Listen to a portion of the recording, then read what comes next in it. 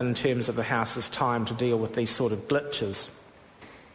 Sir, the sort of changes that I've briefly referred to by way of example are minor, but they do provide much needed certainty, and they're really just a few examples of the sort of practical effective changes which Leanne Dalzell made sure were included in the bill after those many months of talking to businesses about the areas in which they felt the government ought to be able to assist through amending legislation and minor reform. The New Zealand business community and the New Zealand public deserve an honest representation of what this reform is about, and it is cheering to have heard the Minister in his introductory words give due credit to Leanne Dalzell for bringing this legislation before Parliament.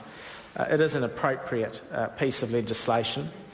I would just like to deal with one comment that was made by the previous speaker. He referred to a decline in exports, and in a previous contribution on the dairy industry restructuring legislation, John Boscawen referred to a breakfast that he and I were at earlier with European members of Parliament about climate change.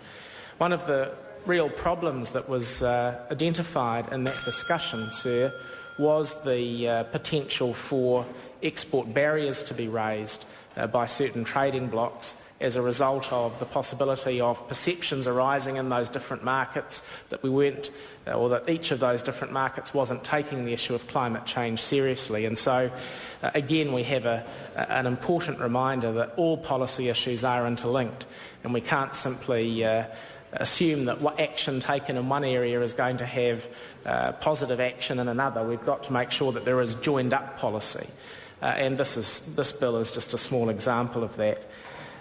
Sir, there's, as I've said, this is timely legislation. It's useful legislation.